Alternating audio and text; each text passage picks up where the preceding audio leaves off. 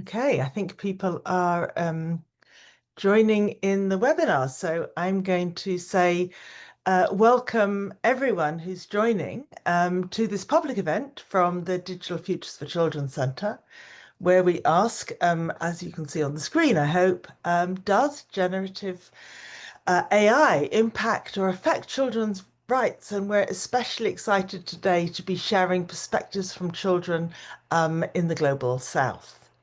We're going to be getting started shortly. We're just letting people join in the webinar. So it would be lovely if you would like to share in the chat who you are or introduce yourself, anything you might want to say at this point so we have an idea of who is joining the conversation. And we're looking forward to your engagement while we wait for people to join. I think everyone will notice as they arrive that this webinar is being recorded and it will be made available afterwards. That's often a question that we get in the chat. So do feel free. Oh, very good. Thank you for introducing yourselves. Lovely to know where people are coming from. We're going to be talking with speakers, as you can see on the screen, from a fair number of countries and even continents around the world. So lovely to hear some. Okay, I see some familiar names and some new friends that we're keen to hear from. We're going to have the opportunity once everyone has presented their findings to have a Q&A with everyone here. So we hope that there's plenty of time in the next hour and a half for everyone to introduce themselves, say something, and respond to the new findings that we're launching today.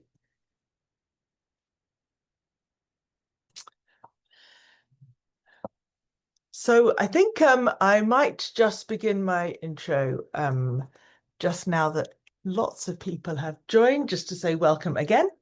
I'm Sonia Livingstone from the Department of Media and Communications at LSE. I lead the Digital Futures Centre for the Digital Futures for Children Centre here at LSE with the Five Rights Foundation.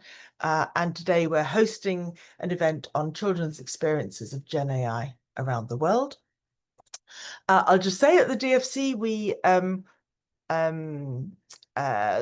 very much love to hear from children's own experiences. And in fact, we're going to begin with a short video from children made by our colleagues in Kenya at Matoto News, sharing their experiences on Gen AI. And I'm going to ask my colleague Maria to play the video. Thank you. The thing that I'm really excited for AI in Africa, especially for children, is the ability to have fun activities such as learning, sharing our creative ideas, and innovations with the world. You can do lots of studying, learning, learn how to script, do almost everything with AI. Yeah. We as African children can connect with different people or different children in our continent actually.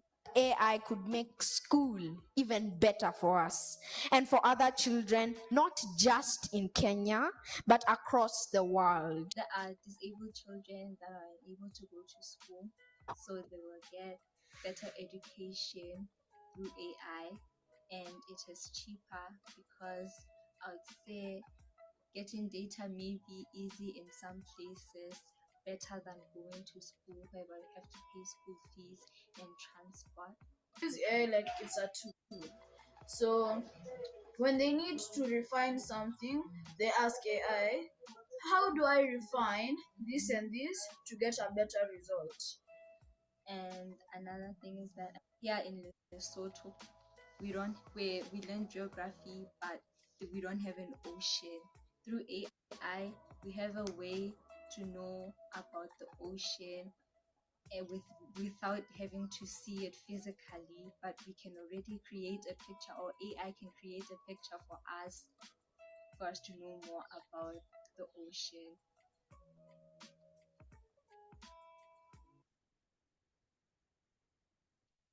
Fantastic. Thank you so much to our colleagues at Matoto News for bringing children's voices into the webinar for us today.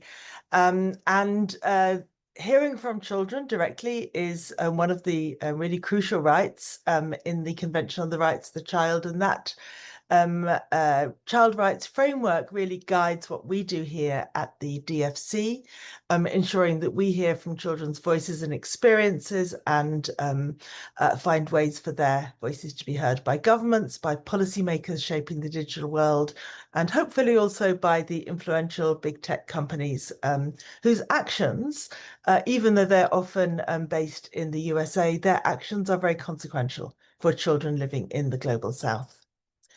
So as you can imagine, and as you could see from that video, children and young people are increasingly encountering technologies based on generative artificial intelligence via apps, bots, other digital products and services. They are intrigued by how Gen AI can answer questions, respond to prompts, and create new kinds of content. As you will also have heard, they are exploring the dedicated apps such as ChatGPT or Copilot, but also finding that Gen AI is being embedded in the familiar platforms that they've already been using, such as Snapchat or WhatsApp or Google Search. As we sit here thinking about our research agenda, we can see how Gen AI technologies are often evolving more rapidly than policymakers can keep up with, find ways to kind of manage that difficult balance between innovation and protection. And we're witnessing a whole range of international and regional AI regulations and policies being introduced. These are setting the agenda now for regulation and policy, but not so many of them focus on children's experiences or learn from what children have to say. And so, and at the same time, a lot of the research that is informing the policy agenda is also concentrated in the global north. And this matters because the decisions being taken may be based on evidence or children's voices in the global north, but they are applied globally. And that risks reinforcing existing inequalities and problems in AI policy and development. So the RIGHTS.AI project that we're going to tell you about today is committed to recognising children's voices across diverse circumstances, especially in the global south. And we are delighted to have partnered with researchers in Brazil, Kenya, India, and Thailand to explore children's experiences of and perspectives on Gen AI. Our methodology has been designed in cooperation with the eKids Online network in Europe, as well as with our Global South partners. And today we're going to be asking 4 overarching questions. So what are children's experiences with Gen AI and their perceptions? What is the potential impact of generative AI on children's rights? What do children want to see in terms of Gen AI regulations and protections? And what insights can we gain from the cross-country comparisons? So we're going to be hearing from 4 speakers and a respondent today, and I'm going to introduce them briefly in turn. So Ivelisse Fortim is a psychologist, lecturer and researcher at the Pontifical Catholic University of Sao Paulo in Brazil. She specializes in digital games. She's president of Instituto Criança Jogo, an NGO dedicated to protecting children in the digital gaming environment. And she founded Homo Ludens, a research and consultancy in creative industries. Jennifer Kabiri will speak next. She's a child development specialist.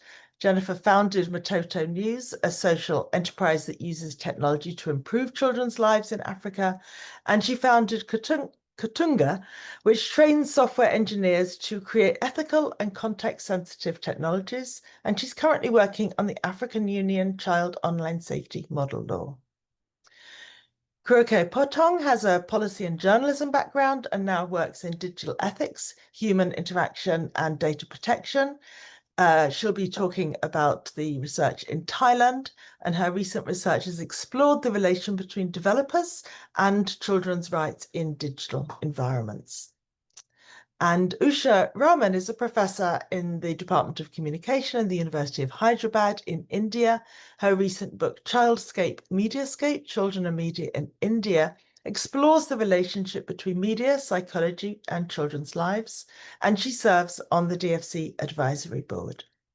So they're each going to give you a view of the findings in their different contexts. And then we're going to hear from our respondent, who I will introduce now. So Manon Bert is from Five Rights. She's the EU Advocacy and Policy Officer there.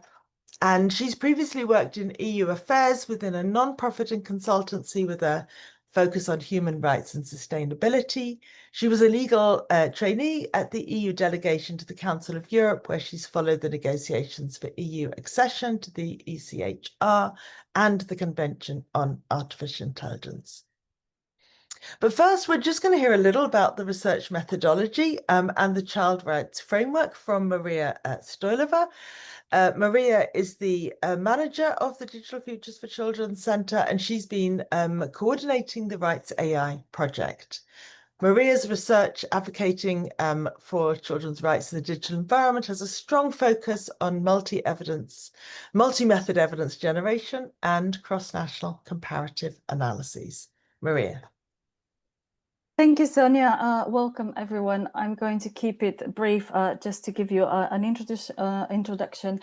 We did qualitative research in all the participating countries. We did interviews with the kids, and we also asked them to show us how they engage with some of the Gen AI products that they have already been using.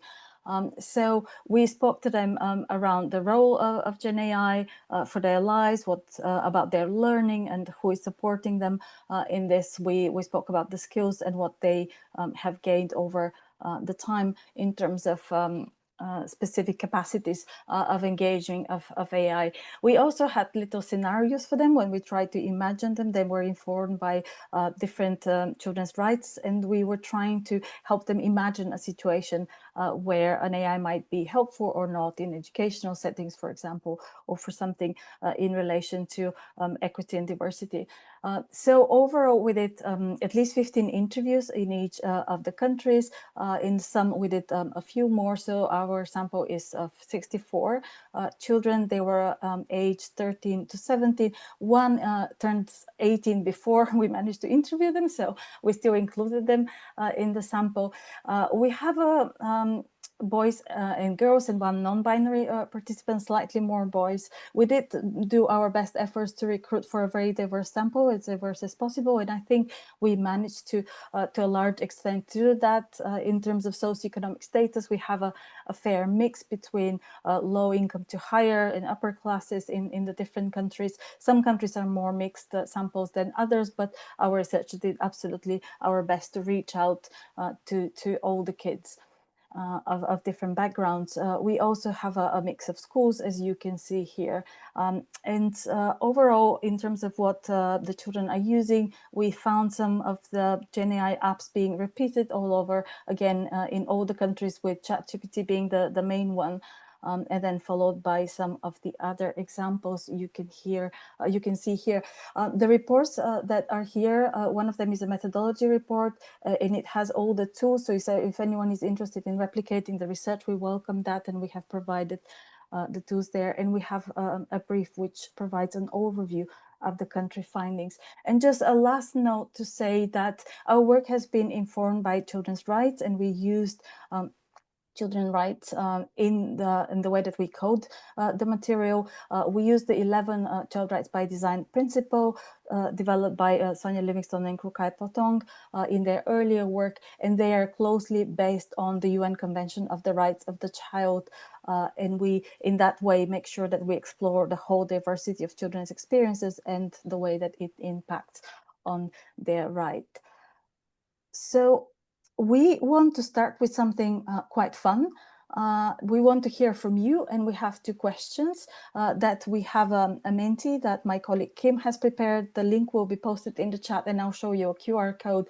But we are just curious to hear, because it's a quite diverse, I think, group of participants. So to hear which 3 Gen AI apps do you think children in your country are most likely to use? And our second question is, in what ways do you think they'll be using them. So the questions will come up on the Menti, and this is the QR code. I'll give you a few seconds to scan that if you're on a mobile device, or use the link in the chat.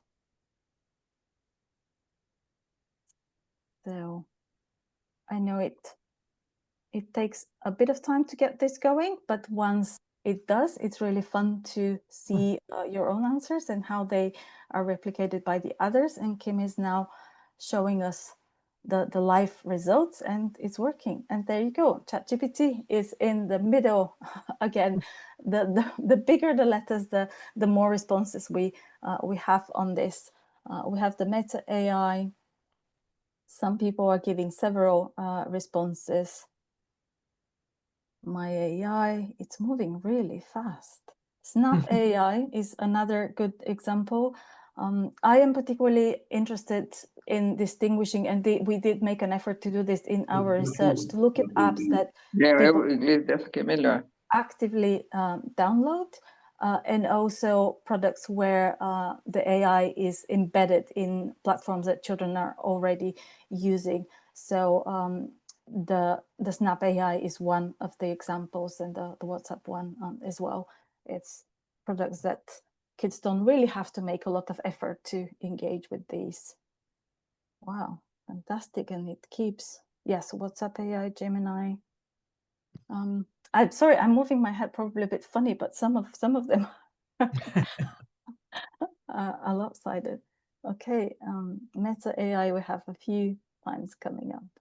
So yeah, I mean, Canva is also an interesting one. It's a more creative one, and you hear from the colleagues about the creative ways that children were using it. Kim, I don't know whether you want to go to the second question where we can, thank you so much for contributing, and I really enjoyed your suggestions, and I think we are on the same page in our observation of what children are kind of reaching out to, and the products that seem to be coming up more often than others, or to be more popular. So in what ways do you think children are currently using Gen AI? And some answers are already coming in. That's fast, fantastic. Essay deadlines, fun, homework, school work, and looking for information. There's a lot of kind of study and information answers, and I think you're absolutely spot on, as we will hear more details about. Lots of answers. Writing, there's entertainment, there's pictures as well, education, casual chat. Oh, I quite like that. It's different from many of the others. I'm hoping that some of my colleagues will touch upon this, and I think it will, Jennifer maybe will talk about this later in her presentation. But yeah, there was this kind of friendship and social engagement with the AI that we notice. And mental support, yes, this is also an interesting one. And relationship building, psychological advice. Again, we have self-help, travel destination ideas. That's also an interesting suggestion. Counseling. Well, there's no right or wrong answer, but I'm happy to say that you're all right. And we all found these ways of children using the Gen AI. But what I found really interesting in the research is across the countries of how the opportunities play out differently for different kinds of children, and how the countries varied. And I'm hoping that my colleagues will now be able to show you that and speak about each of the country context. So thank you so much for sharing your ideas. Venting, I'll stop on the venting because it's a really good and interesting one. So yes, thank you so much, and let's. Yeah, thank you, Maria and Kim, for getting everyone engaged. We're now going to tell you what the research found, and we have colleagues have produced 4 substantial reports. So my next move might be to say we're going to hear 7 minutes from each of our colleagues, but I'm also going to urge everyone to go to the links that we're putting in the chat to to read the full reports, because this has been actually a very insightful and substantial piece of work in the 4 countries. So I'm going to go in the order that I introduced people earlier, and begin by inviting Ivelisa Fortim to give us a view from Brazil. And I'll just say we've asked each of our colleagues to kind of focus on one particular dimension. So you'll hear how they are complementary across the 4 reports. Thank you, Ivelisa. So, bom dia para quem está no Brasil. Good morning, or I'm not sure. I think it's good afternoon in London. So, thank you for having me. First, I'd like to thank you so much, Maria, Sonia, and GFC for the opportunity to make the Brazil research. So, and just I'm going to tell something about the results. The results, I think we can, yeah. First of all, I'd like to say that we have some inequalities in Brazil, and these inequalities has some impact on how children use AI. So 93% of children aged 9 to 17 use the internet here, but we have significant disparities in how they have this device ownership and how they use it. So we have a mobile phone ownership is 90% among high-income households, and just 77 among low-income groups on G and GA class. In Brazil, AB class is the higher income class, and D class is the low income classes. We have some disparities between the private schools and public schools, and even between the rural schools. Rural children, they face digital exclusion due to some infrastructure gaps. But these inequalities are reflected not just in access, but also in digital literacy. AI literacy is that's how they understand or how they think AI works, for example, and how they trust in AI. So these inequalities are reflected on this data. So how children use AI, use Gen AI here in Brazil? Well, they use for a lot of things. I'm just highlight some of the uses. So they use for academic support. I think this is here in Brazil, but most of children on the countries use for homework assistance, research, drafting. Hi, Maria, my slide. Yeah, they use for homework assistant, drafting assignments and find quick answers for especially the homework assistants. They differ in how they use it. So there are children that trust so much on that, and there are children that don't trust so much. I'll talk a little more about it. And they use for creative expression, and this is something very interesting because they use to create images, to share videos, to make videos better, to create stories, to create role-playing game character sheeters, for example. So some engage in exploratory interactions to test the system limits. So they say, for example, so let me see what the system can do, what kind of responses, so what the system is going to do with their questions. They use for entertainment and fun, just like a digital playground. They ask the system to play stories, to generate amusing content, to generate some stories with the characters are their friends and things like that. And they have some conversation with these AI characters, and they think this is entertainment and fun. So I think they have some creative expression and this entertainment use.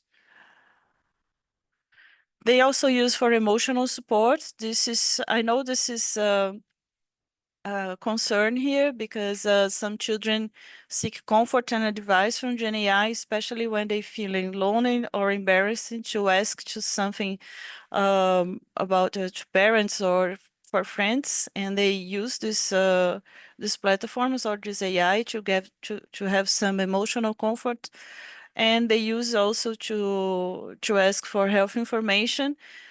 just medical questions and mental health questions. I know this is we have some concerns about it, but especially from children from lower socioeconomic backgrounds, they have some more limited access to healthcare. They tended to rely more on AI for health guidance. They say, for example, oh, the doctor, he doesn't have so much time to explain me, so I need to see details of my medical condition on ChatGPT, for example. But despite of asking these questions to ChatGPT or other AIs, they always emphasize that the human care remains irreplaceable, and they have some critics on there.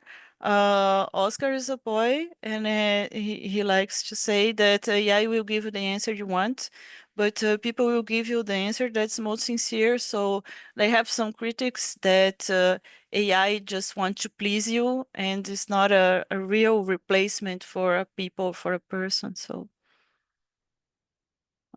we can change it. So there's a difference in how they understand how AI works, and this is very important because this is very related on how they trust or not the AI outputs. For example, we have some children from public schools. They're doing some technical they're studying some in the field of technology, so they have more literacy. They know more about how the system works, and we have some detailed explanation about how AI works. For example, from they mention databases, so you are able to ask questions, and we're going to provide your answers based on the database. There's very technical and very specific explanation, but we also have children that has no clue how this works.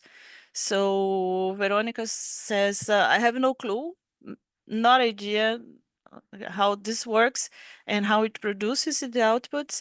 And we have some children that are more thinking about the hardware infrastructure, like it works through electricity and also the sunlight. So, but the child wasn't able to explain how electricity turn into these outputs that AI produces. So I think this vary greatly, and we have some variables on why this varies. So we can change it.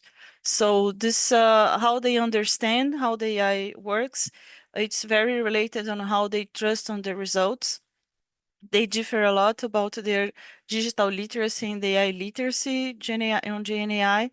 And this is structural inequalities that I was saying just a time ago. They have some impact on how they understand and how they trust on these technologies. So, for example, children from higher socioeconomic backgrounds, they tend to demonstrate more nuanced and critical understanding of the GenAI mechanisms, limitations, and other implications like environment implications, like social implications, like biases or things like that.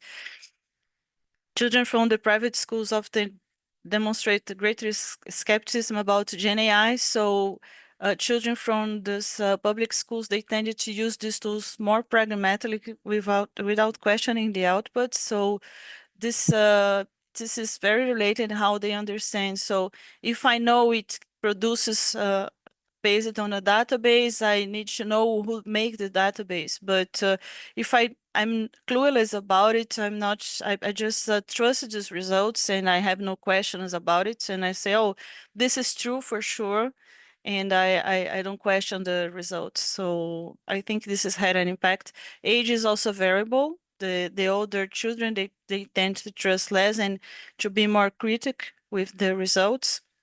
And this has an impact on how they use from education and other stuff. Just for me to finish, I have just one more slide.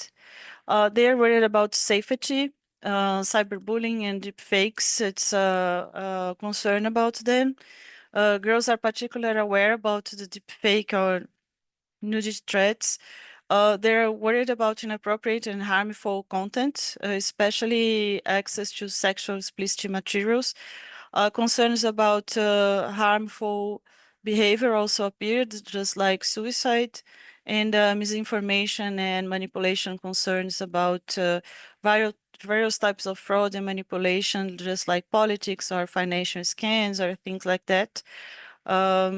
Jean thinks that can be dangerous because some children may ask about suicide or something like that. So I think they're worried about safety.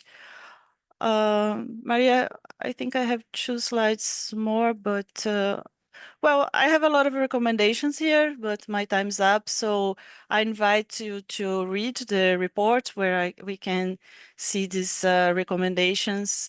But I think Brazilian governments needs to revise the plans to include the children on the development of AI.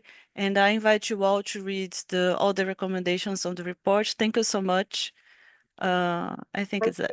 Yeah, thank you so much, Ivelisa. I think you've given a beautiful introduction to a very rich report, and I think everyone now sees how complex and nuanced the findings are thinking about Brazil. But now we're going to turn to India, and our colleague Usha Raman, I think, is going to present a snapshot of the findings with a particular focus on education and learning. Yes, thank you so much, Sonia and Maria, for organizing this. So yes, like Evelise, I'm just going to give you a very quick snapshot. And I think to lay the context, it's really important to understand that in India, over the past 30 to 40 years, much before AI, there has been, a great belief in technology as a means to leapfrogging over the problems that the country faces. So there is an environment and a culture of techno-solutionism, and that means that people, children, teachers, parents, all largely have an uncritical acceptance of technology. And there's a very close alignment between the belief in education and the belief in technology. So when the two come together, it's a powerful combination. So there is generally a huge enthusiasm of adopting technology in schools, in education. And so AI seems to have seamlessly entered that equation. And more so because, as Sonia mentioned earlier, these are tools that are embedded within programs, platforms that children and parents are already using. So there hasn't been a point at which people are saying, oh, now AI has entered or Gen AI has entered, and we need to think about this differently. So for instance, one child, as I have a quote up here on the screen, said, I just opened Meta AI and started using it. And so there's there hasn't been any friction between other platform use and going into Gen AI. Next slide, Maria. So what happens within the education space with Gen AI? Like we found during the Menti, children, of course, are using Gen AI primarily for schoolwork. They use it as a homework hack. So one child, for instance, told us that, when he knows that there's only a day left to submit an assignment, he goes to ChatGPT, but may not use it otherwise. But I think more importantly, in a country like India, where there are huge inequalities in terms of access to education, the quality of education, a lot of children are using Gen AI to extend classroom instruction. And where they feel a little unsure of asking the teacher over and over again, they use a Gen AI tool to supplement that. And that works to help them really circumvent the constraints of large classrooms. Sometimes you have classrooms with 70 children in them, and a shy child will not be able to ask the teacher a question, but can go back and use ChatGPT. But then at the same time, children are also finding that the Gen AI tools are not perfect. So in our small sample of 17 kids, we found that a couple of them did say that, sometimes it doesn't really work well, or that if there is a language issue, so children who are using ChatGPT in Hindi or Telugu found that the tool doesn't work as well, and they really need to go back to regular learning or regular tools to do their schoolwork. The other thing in relation to education that we found is that there's practically no mediation from parents and teachers. And this did not vary across the population. So whether it was in very well endowed schools or in less resourced government funded schools, we found that there was very little critical conversation around how to use Gen AI tools and how they might help students, or even what sort of risks they may pose. And I think that's something that really fed into the recommendations that we finally made. And another really important thing, just one last point on the last slide, Maria, was that there is this general focus on education and technology. So as long as technology is used for education, there's a sort of positive attitude towards it. But then what we found was that children are actually using ChatGPT in more playful ways, either to chat with chatbots or to create images, etc. And those areas are not as closely attended to either in parenting or in education. Yes, the next slide. So, so in terms of what children think we need, and as you know, the focus of our entire research project was to find out what children are thinking about Gen AI. And some of the things that we found was that, and as I just mentioned, children who primarily function in languages other than English found that there was a limitation. So for instance, as this quote from Samir says, he was trying to write a speech in Hindi and he found that the translation was clunky, particularly idiomatic expressions didn't quite work as well when ChatGPT translated the English into Hindi. So that seems to be a problem that designers definitely need to think about.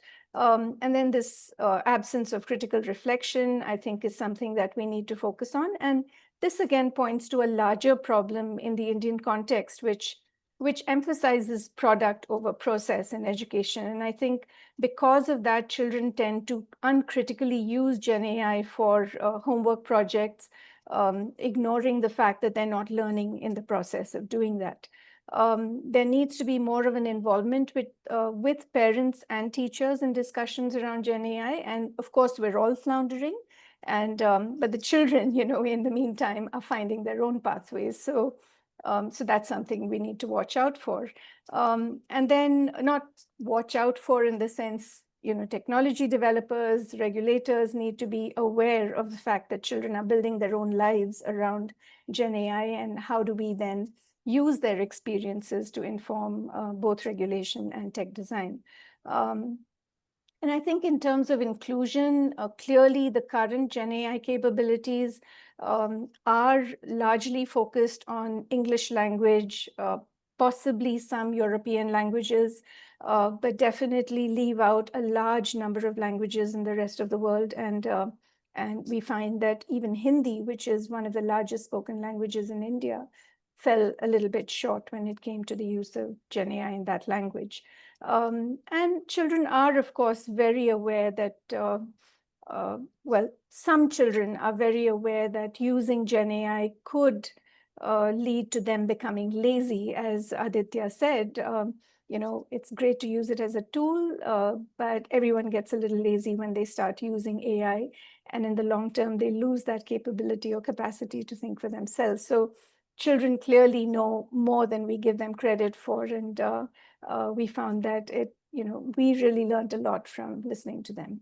So that's where I will stop and look forward to the discussion. Wonderful. Thank you very much, Usha, and indeed to your colleagues and team. Fantastic. So we're going to switch continents and hear from our third presenter, Jennifer Kabiri, who's going to tell us children's experiences in Kenya. Jennifer, welcome.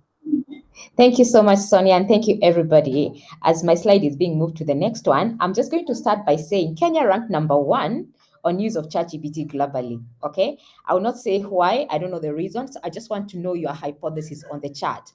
So I'm going to be talking about equity and well-being. So number one, so this is just this is for just for Kenya, okay? Device and connectivity, okay? There was disparities between children in lower and income backgrounds where those ones who have phones and those ones who don't have phones. So those ones who have phones are able to access ChatGPT. And I'm sorry, let me just switch off my camera because I think my internet is really.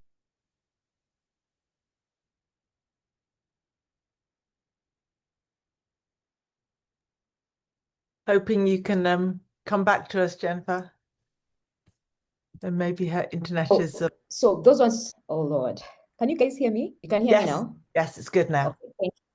I don't know, the internet today just decided to, no. So connectivity is an issue, as you can see, of course. So, so, and for children in lower income communities don't have devices. So they either access the internet either in school or cyber cafes, so which means they don't have access to, they don't use the Gen AI as much as their peers who belong to higher income communities.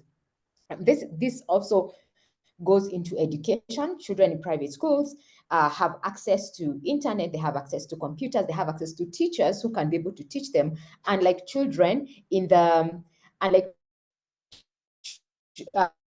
children who are in public schools. Okay, and you'll see this also changes in how these children use the internet.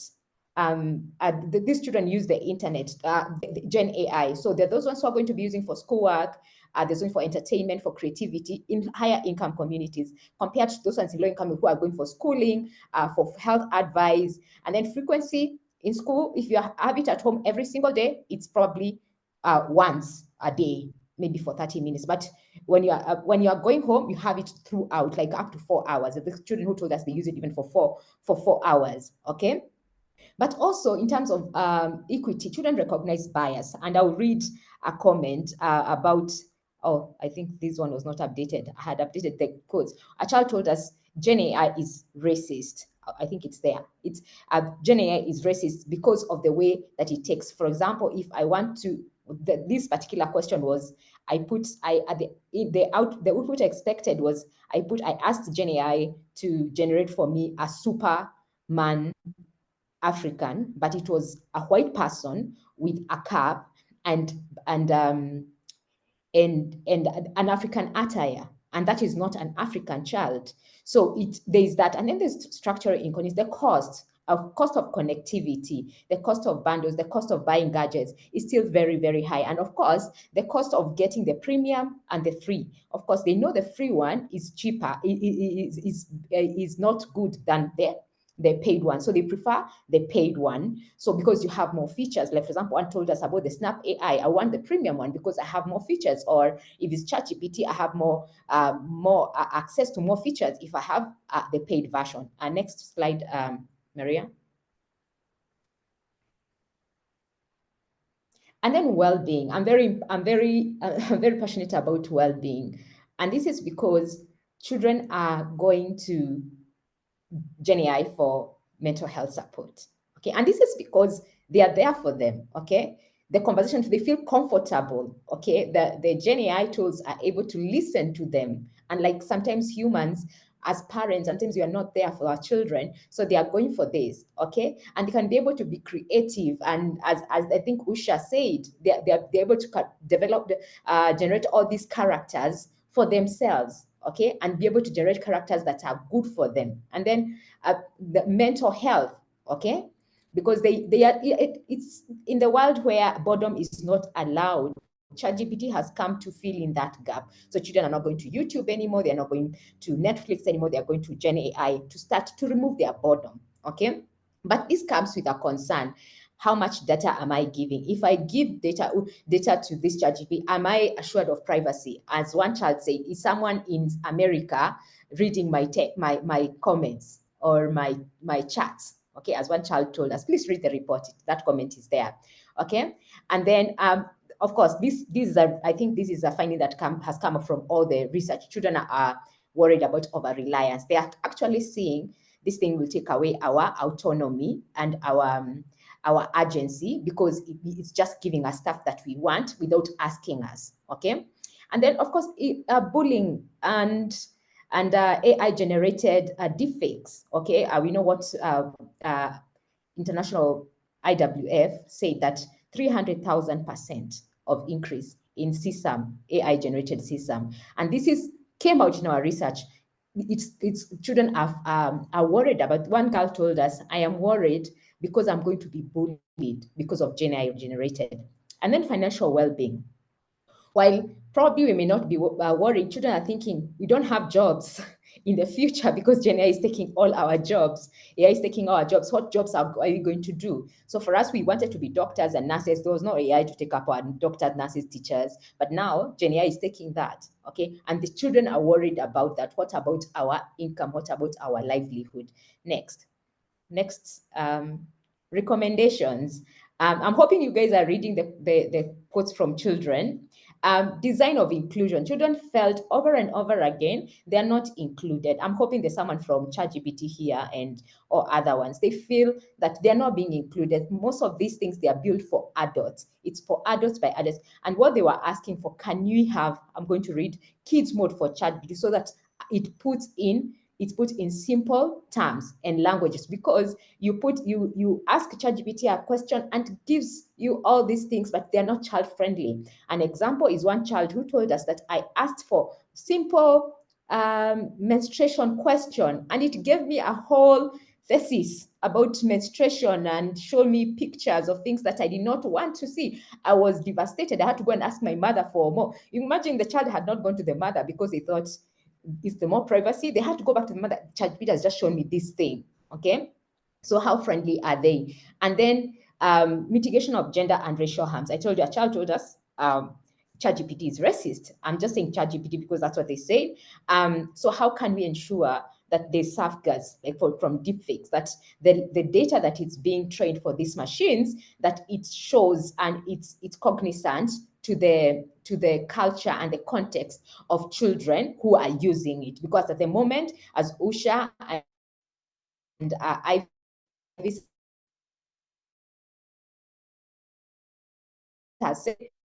have said, it is not south. And then support. How can it be a supportive? I'm hoping I can be seen because my internet is just showing things. How can we support children? Children said, don't give us answers, show us, help us to learn instead of just giving us answers. Okay, that's what children told us. And then socioeconomic, and this goes to our governments from the global south, because these are findings. Can we be able to provide that the infrastructure, the gadgets, the environment for our children not to be left behind in this development of internet and Gen AI? And then promote well-being. Okay, this is for all the parents. The internet and technology has taken your children attention. Please don't let it take your children attachment, because that's what, from this report, that's what we saw.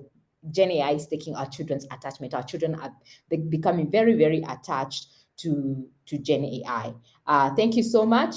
Thank you so much, Sonia and team, for giving us an opportunity to contribute to this research. Thank you.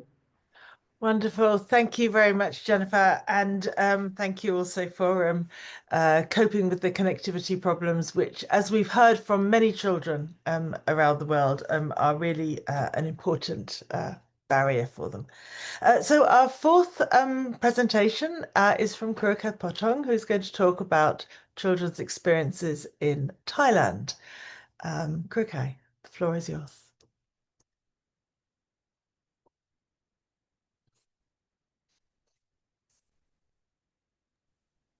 Yes, thank you, Sonia. Thai children generally have good access to Gen AI, as according to the Thai Office of National Statistics, the majority have good access to internet and digital devices.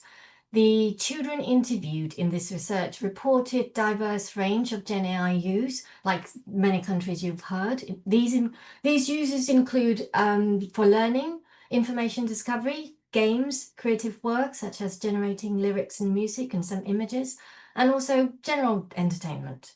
Similar to the case in India, education is the primary benefit that children expect from Gen AI. Most children interviewed used GenAI for learning and information discovery. Half of them primarily used GenAI for learning purposes. However, children were quick to identify their problems with GenAI. They were most frustrated with the inaccurate GenAI outputs and hallucinations. For example, this 13-year-old boy reported GenAI hallucination, completely making up a summary of an ancient Thai kingdom from the 14th century, saying that people at the time used elevators. The 17-year-old girl here complained about GenAI tool that she used for homework, and it gave her less useful answers for social science, history, or arts-related subjects. The screenshot on the far right was the example that she gave. The problem here is that GenAI is not doing well in processing less structured data. So GenAI models tend to perform better in subjects trained on structured data like mathematics and science. The problem of inaccuracies and hallucinations underscore GenAI's known technical limitations related to underrepresented data in terms of the diversity of the world's natural languages used to train most mainstream GenAI models. This in turn skewed the quality and diversity of knowledge produced. In the context of education, these limitations likely affect the scope of knowledge children can construct using GenAI. Among non-English and non-Romanic language users, these limitations likely reinforce the existing inequalities between the resource-rich and the resource-poor children within the same country, as the resource-poor children are the ones likely lacking in the language skills to derive better quality output from mainstream GenAI. In the other context of use, for example, the health information discovery, the same technical limitations could undermine children's rights to access information, safety, well-being, and development. On the next slide here, we'll see a more encouraging image of little quotes of how children devise their workarounds GenAI limitations. They did not give in. For example, Da overcame the language barrier by using ChatGPT and Google Translate to ensure accurate translation. And she did this to get the appropriate English prompt to put back into ChatGPT so that she could get more relevant responses. The second quote from Park suggested that she didn't just copy the answer from GenAI tool, she checked the relevance of the GenAI's outputs, particularly their working, against the formulas that her teacher taught her, and then in the process checked the accuracy of GenAI answers.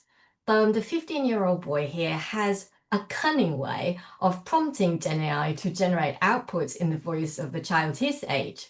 Jun, the 14-year-old boy, again prompted GenAI to give him information sources so that he could double check its working.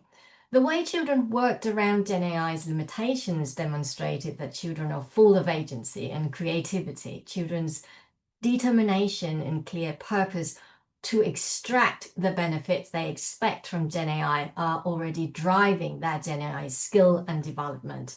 They have naturally established their basis for further GenAI skill and literacy development. Modernized, joined-up educational and training programs focusing on transferable skills of critical thinking, problem analysis, and problem solving from primary education upwards would contribute more talent to the country, adaptable to future AI and other technological developments. On the next slide, we see a hint of further problems that were additional to what children have already told that they were frustrated about when using GenAI. So the Thai children also identified problems with privacy, copyright infringement, and image-based abuse in their own non-educational GenAI use. Copyright infringement through the creative use of GenAI sparked a heated discussion to which children offered creative technical legal solution to address this problem. Children who suggested technical solutions proposed that copyright restrictions should be hard-coded into GenAI's boundaries so that the model does not process input identified as existing artwork. Others proposed a legal solution of mandating certification of compliance with copyright law as a market entry barrier. Children interviewed were acutely aware of the risk of image-based abuse involving the use of GenAI to modify or generate lifelike images of someone and using it to bully that person. They associated such abuse with the safety risk and expected this risk to be addressed by design. Thai children interviewed appeared less aware of privacy risks as they rarely discussed them without being prompted. However, this does not mean that Thai children do not care about privacy. They do. And when asked about how they expected their right to privacy to manifest in their GenAI use, their answers indicated an expectation of privacy by design, for example, in the form of a warning pop-up, as suggested by Ying in her quote on the left. Children have also proposed other design, market, policy, and regulatory solutions to promote children's rights in GenAI. The examples I'm sharing here are just teasers. I hope that you find time to read the full report, all of them, and take heart in our younger generation's creativity in problem solving, especially when it comes to the technology they use. The question remains whether governments, GenAI developers, and professionals working with children will build on these creative ideas and make GenAI deliver on its promises and do so with respect to children's rights. Thank you. Very nice. Thank you, Kurukai. And that's a perfect segue into hearing from our respondent, Manon Bert from Five Rights, who's been working on a children's AI code, among other things. So, Manon, would you like to give us your response and perhaps some questions or points for action? Yeah, thank you, Sonia, and thank you all for this super interesting piece of research. I think very rich in terms of finding so many different things to like look at and use in everything we do. So, I mean, maybe first of all, thank you for the research because I think, as Sonia was saying, it's something that is very much missing right now, and that makes everything that we do in terms of advocacy and policy much more difficult. That we very much see in the digital environment, but in particular on AI, that there is very little consideration of children. And that relates, I think, at every kind of level of the work, be it in terms of research, being in terms of policy making, being in terms of, industry and product development. And so having this kind of research is really critical for us to actually advance on each of those levels in terms of ensuring that children really get the world that they deserve. And I think you kind of really put it all at the end in terms of how can we really make sure that we actually get to deliver. How can AI actually deliver for children? That's like very much where we are. We see that the expectations of children are quite high. They expect privacy by design, they expect safety by design. And for now, they are pretty much getting, I think, none of that, which is very, very disappointing. I think we very much see also from the recommendations from kids that they want tools that are tailored to them. And that means, tailored to them in terms of them being children, but also in terms of them being diverse. In terms of where they come from, the different languages they speak, the different socioeconomic backgrounds they may find themselves, and I think all of those things are still very much missing in terms of policy and in terms of policy action. So yeah, I think that focus on demanding companies accountability, but also government and policymakers accountability is super critical. And I think that's where we're seeing the missing bits. Like for us to actually deliver for children, we need to listen to children whenever we're designing policies, but whenever also we're designing tools. And so for us at Five Rights, that's also how we have been thinking a bit about it. And I think the children and AI in design codes kind of complement that research in the sense of like it tries to give the tools to anyone who is, designing, using, or putting in place an AI framework to actually think and consider children. So it gives them a framework to actually identify the risk that children may be facing and to provide for mitigation measures. But also, of course, to provide them with a framework in which they know when and what they should consult children on, also with child rights policy experts. And I think in your recommendations, there's also a crucial point in terms of transparency, because it's also one of the things we are very much missing. And the Children and AI Code also tries to do that, right? It's about making sure that you actually record the processes that you're going through, where you consult, what kind of output do you get, and how do you actually include them in your processes and in your final products. So I think that's how the Children and AI Codes kind of, help with the research. The research kind of gives the output as to what children expect, what they're facing and struggling with, and the Children and AI Design Code can kind of give a step-by-step approach onto how companies or public authorities can actually take those inputs when they're actually implementing AI decision. And I think, I mean, broadly talking a bit about the policy framework that we find ourselves in right now, and the general political climate that we have seen quite a lot of pushback on AI regulation at global level, even I think very much at European level, which was one of the level that was very much pushing with the European AI Act, which was really aimed at ensuring fundamental rights, which was already limited in terms of consideration of children's, but it was still there in certain places. And so I think right now this kind of research is even more critical to really help us put back, at the center, like children and people who are actually affected by AI system, and help really also counter some of the narratives that we hear that, it's all about DI race and who are those tools actually made for, and who are they serving? Those are like really critical questions.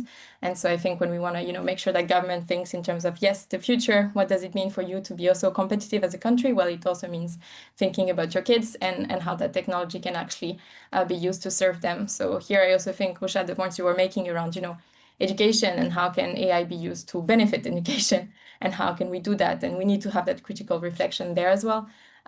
Is very, very important and interesting. And I think I have so many points in my head, but maybe I'll stop there, and I'm happy to also discuss and reflect further on that. But I really wanted to thank you for this research, because it's super interesting and I think very useful in everything that we do, for sure. So thank you all for all your efforts on this. Wonderful. And thank you so much, Manon, for reading the reports, for drawing on them in building your insights. And it's a pleasure for us to partner with Five Rights, because we know you will be taking the insights from research into your advocacy work around the world. So good. So thank you also to everyone who has listened very patiently. The chat has been very lively, and feel free to add further questions. I've been keeping an eye on it, and will bring in what I see there in a moment. I was just first going to ask if each of the speakers might like to offer a thought about the question of inequalities and difference within their country contexts. I know it's something that is, when I sit here in London, it's very hard to kind of know what are the different factors that divide children and young people, and what are the priorities that really kind of mark the differences in their responses. So I heard some talk about social class, and some about language. Maybe Ivelisse, I can go back to you and say, or maybe it's urban, rural. I mean, what are the kind of primary divisions that we need to think about in our research and in our policy? Well, I think that there's something there more structural, but I think there are difference between how, for example, how schools handle this question. Because here in Brazil, most of the schools, they don't have guidelines for AI, and they release the decision to the teachers. And we need to empower the teachers to make this discussion, because, for example, some children from high income that are on private schools, they have sometimes more skilled professors, and they know more about, and they can discuss with children. And sometimes we have, when we go to public schools, we have some real warriors professors that know that, but and work with that, but sometimes they don't have access to this kind of information. So I think there's something we should look at about how schools and the education systems handle this discussion, because I think this have a great impact on how children perceive it, for example. So I think there are other impacts like how families can or cannot deal with technology in general, and how they can, the adults, not just how the children trust, but how the adults trust on this technology to do things. So I think we should look at families too. Fantastic. Thank you, Ivelisa. And Usha, a very different context in India. And you talked specifically about language, which I thought was really interesting and not often prioritized. I don't know if you want to add so many inequalities to be addressed. Absolutely. And if I may, actually, if I could invite Chinar to speak to that, who worked with me on this project. And Chinar was actually talking about among the people that she interviewed, a couple of children from, lower socioeconomic groups. Chinar, do you want to come on and just address that question about inequalities? Yeah, thank you, Usha. So inequality is like Usha already mentioned that language is, of course, a big factor in how children are able to use um, Gen AI, but inequalities also appear in the way that students are in the way that students receive guidance about how to use Gen AI. So of course, children studying in better schools with parents who are more involved, who are more educated, tend to just receive better guidance on how to use AI, which means what kind of tasks to use it for, what kind of questions to ask, the best kind of answers. So it's sort of, as we've known about technologies, even in the past with digital technologies, we know that it does tend to exacerbate already existing inequalities. More expensive schools, private schools are better equipped to guide their students. A lot of the people, some of the children who were from better socioeconomic backgrounds were also more concerned about privacy, about their data being used in specific ways, which we fully did not see with students from not so great socioeconomic backgrounds. So inequalities is a very complex question, especially in a country like India, and I'm sure other countries who are also who've also done this research. So yeah. Fantastic. Thank you very much, Chinar. I think we were painfully aware when designing the research that, interviewing 15 or so children in each country cannot possibly capture the range and depth and diversity of experience, but we did want to kind of make that start, and hopefully others will continue. Jennifer, did you want to say something on the theme of inequalities and differences among children in shaping their experiences of Gen AI? For me, something that came out for me as a shocker was the gender divide.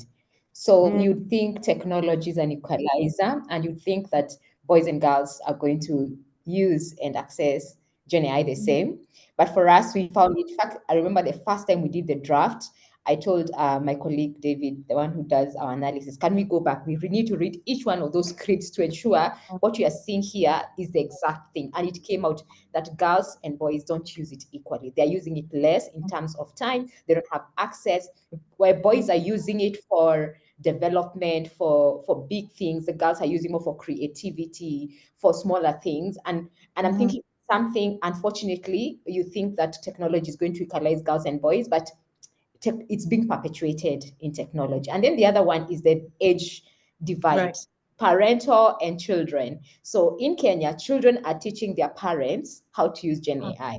So in our report, please do read, I'm going to repeat that. Children who they self-taught themselves, they were not taught by an adult. Only two, I think, in all the 15 were taught by a teacher. And the teacher did not teach them, just this tool called ChatGPT. If you're stuck, go use it. But most of the other children, they taught themselves, and they are teaching their parents. So that for me is one of the inequalities I'm saying. And how can we be able to start empowering parents to be able to catch up to their children so that they can create this safe harbor that we are trying to create in the digital world. Thank you so much, Sonia. Thank you very much, Jennifer. Kurukai, would you also say that gender differences are crucial in Thailand, or would you point elsewhere to other kinds of forms of stratification in the country?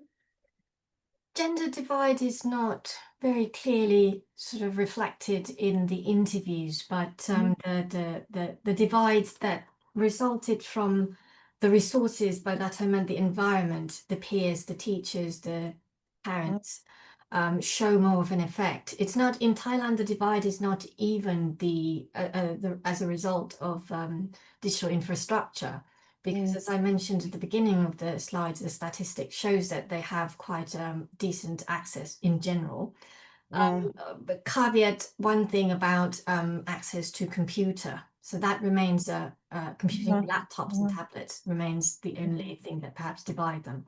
However, when it comes to the real factors of divide that I observed from talking to children are basically the environment around them. And yes, we do have cases of children telling us that they are actually the ones teaching their parents. Now, but this is not the main theme, in the sense that not every child does that. We do have some very tech savvy parents. We do have some very tech savvy grandparents who taught introduced children to different Gen AI applications and so on. That said, in schools, for example, none of the schools that we've gone into and conduct the interviews, the students didn't say that the schools have any formal policy that applies across the board. There isn't a formal guidance that everyone in the school, for example, can draw on. They rely on some teachers' guidance here and there. That's what they have. And yet that didn't stop them. So the other positive drivers for children's skills development is basically their own curiosity and peer support.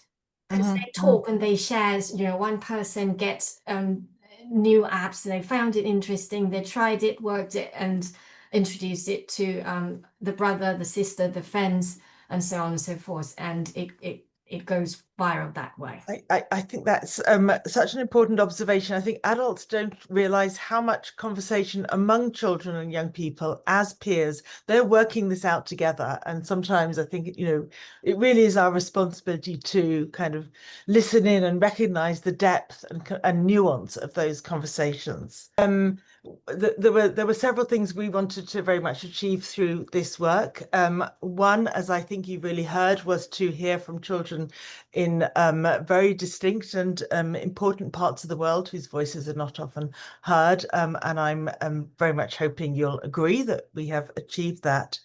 And the second thing was to recognize the importance of privacy and safety and equity, but to also recognize that we can design for all of children's rights. That's why we use the Child Rights by Design framework as a way of kind of organizing all the reports, so that we keep in mind the curiosity and the excitement and the desire to learn with and through Gen AI that we've also heard from children. I'm going to end with thanks, and it's just going to take me a minute, because I think you will now recognize that there was a team of researchers in each of the 4 countries. There was a team of researchers also in Europe with EU Kids Online developing the work, and the entire DFC team has found itself very much involved also, and very especially Maria Stoilova, who has led this through to a successful conclusion. So thank you to everyone. We will put the video online, we will share the slides,